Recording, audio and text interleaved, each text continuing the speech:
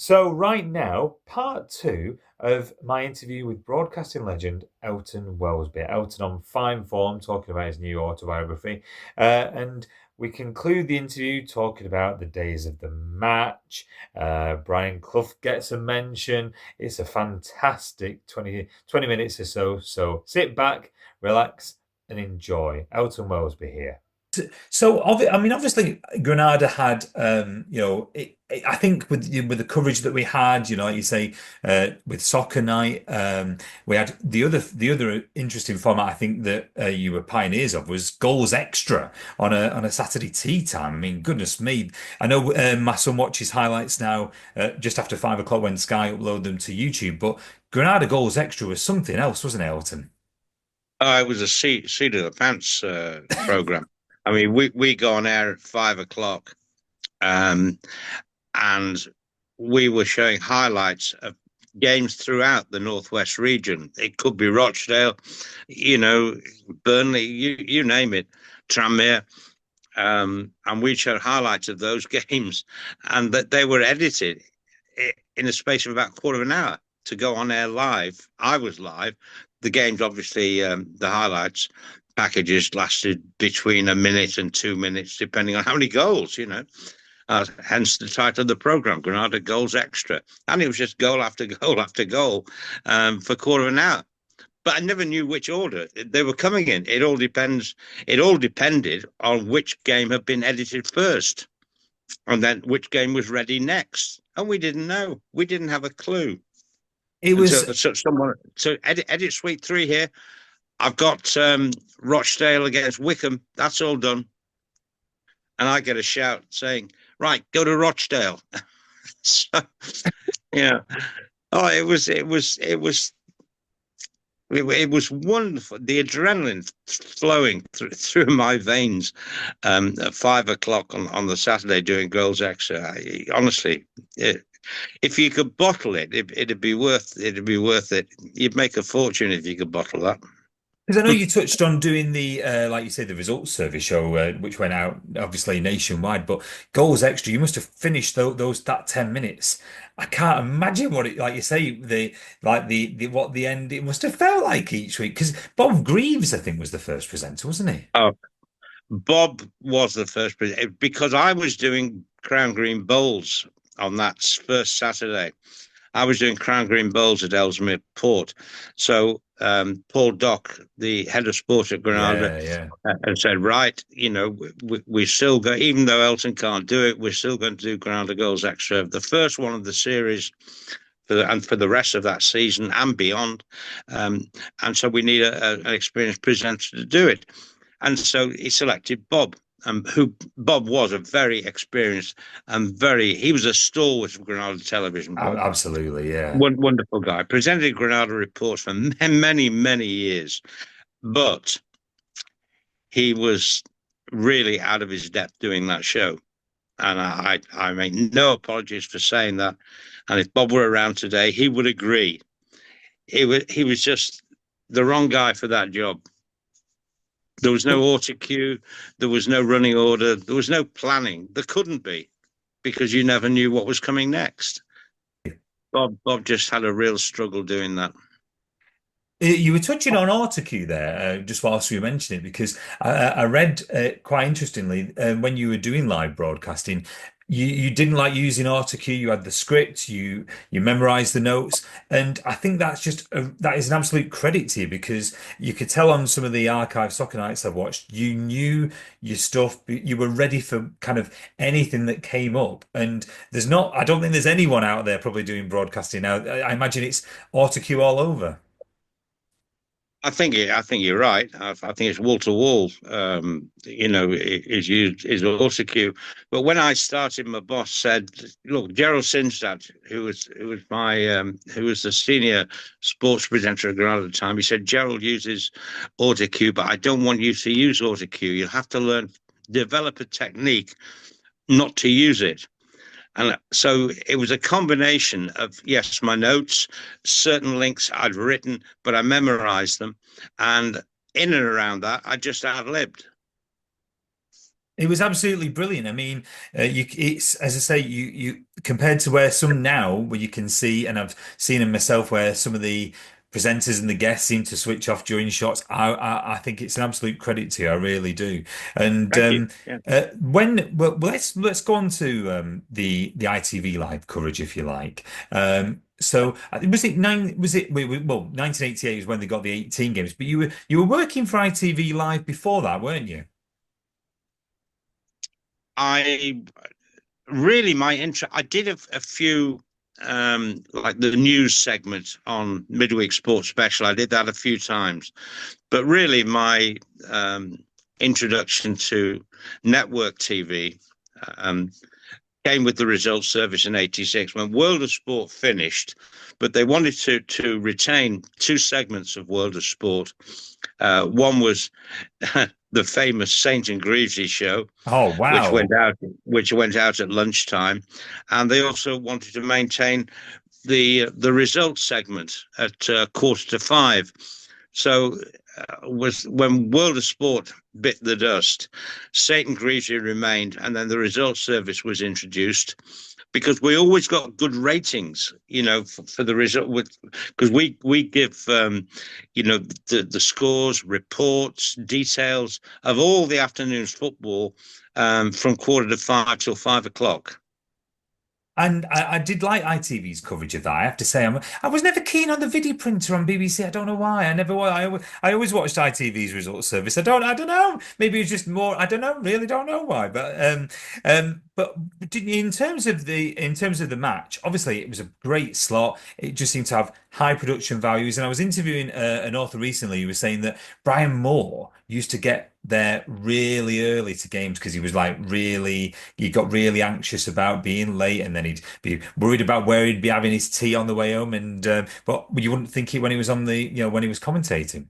No, no. Well, we used to arrive. We arrived pretty. Sometimes we travelled together, Brian and Ah, I. right. Always there early. Yeah, very much so. I mean, I had the added responsibility of having to provide a voiceover on the previous games, the games the previous day, which could last for sort of 5 minutes. And once they were all edited, then I had to go and then describe the action in voiceover form, not commentary form, um, which will go out either at half time or full time. It just depending on circumstances on the day, really, as to whether the highlights of the previous day's action went out at half time or full time. The, Brian was there because he just like you, he enjoyed talking to everybody at the ground, whether it be the home team's tea lady or the visiting team's kit man. He wanted to talk to everybody and get opinions. He was a real pro, Moro. Oh, it was absolutely brilliant. And the I remember when I was a kid getting into football around about 1990, 1991, the match had Christmas annuals for kids to buy. And there was a fascinating behind the scenes feature with pictures of yourselves and Brian Moore, etc. I was absolutely fascinated with those pages and kind of Yeah. how the typical day works. I can still remember those pages now. But did you have any kind of like inkling? Did you think that ITV were going to retain the first division rights back in '92, or did you suspect that the time was almost up I, when? I must have been the only guy who didn't have a clue. And I think it's looking back, I think that maybe they were trying to keep it away from me, so as not to detract from my performance during the European Championships in '92 in Sweden. Hmm. So I didn't actually find out that ITV had lost the rights to top flight football um, till about 2 or 3 days after I got back from Sweden. I got a phone call. I was sat in the garden actually, and I was just relaxing after 3 hectic weeks in Sweden. And I got a phone call, and it was to tell me that ITV had lost the rights. But Granada would like me to come home on a permanent basis to work on their sports coverage for, well, as it turned out, the next 8 years.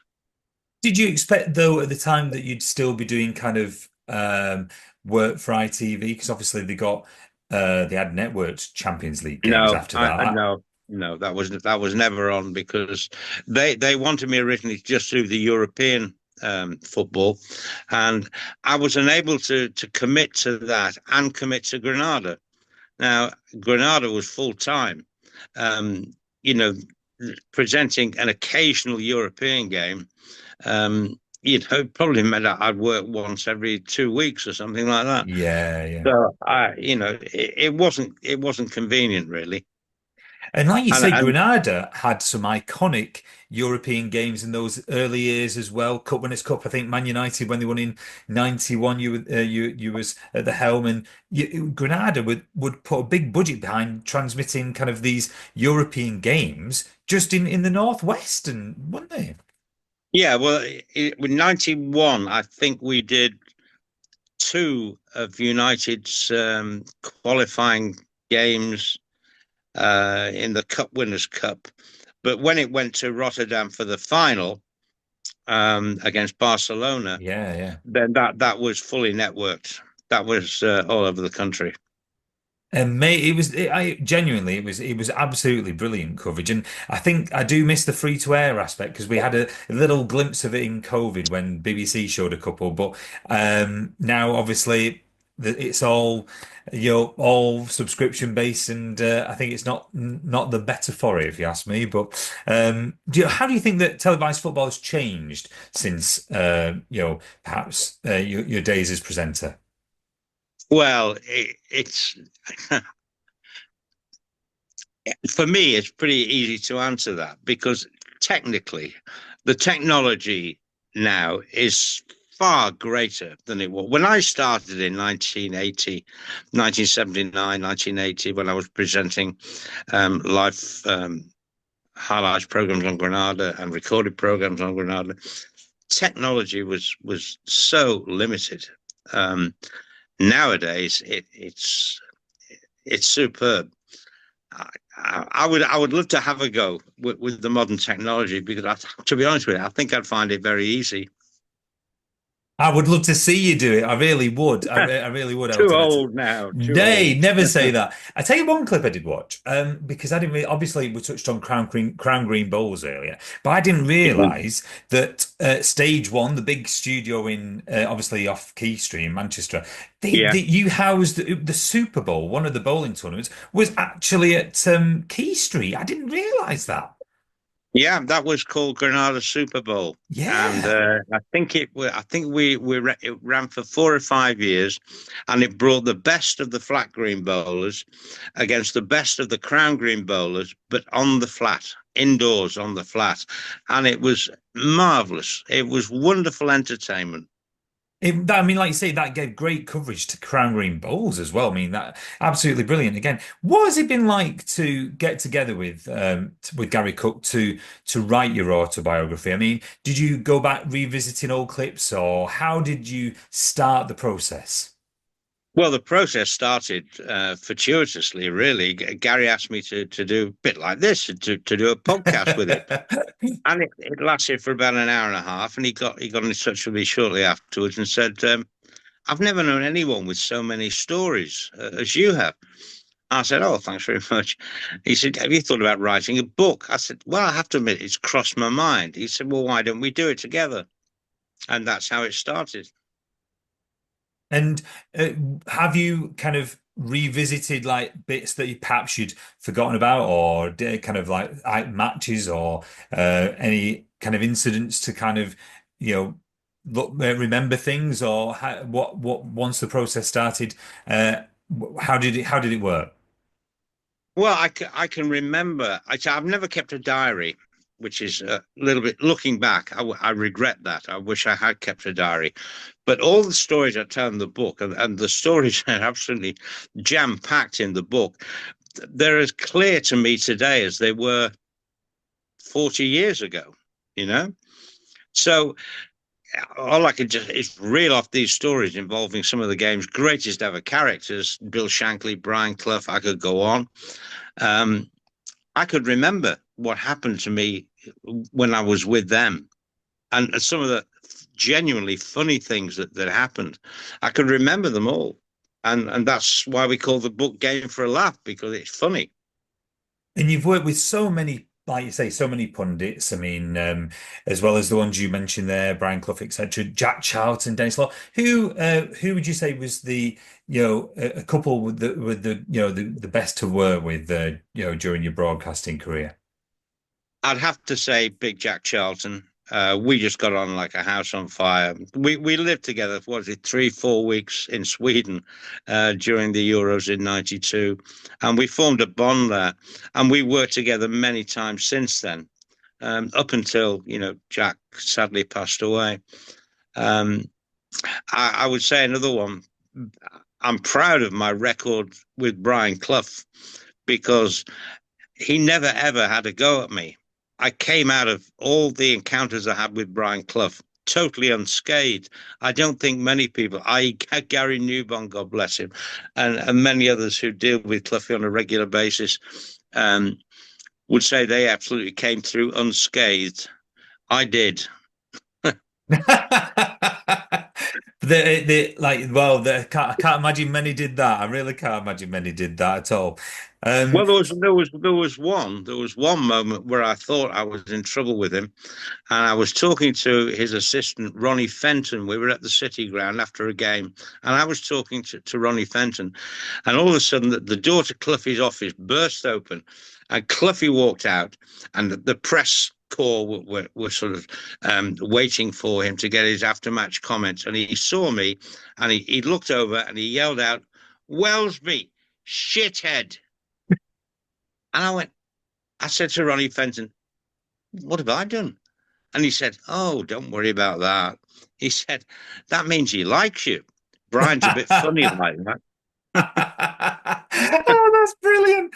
Um, um, so when I was quite surprised because I didn't realize this growing up. You left Granada in 2000, and I've seen a clip recently where you were presenting Soccer Night in 2000. Was you surprised? Was it out of the blue when Granada kind of when you parted ways?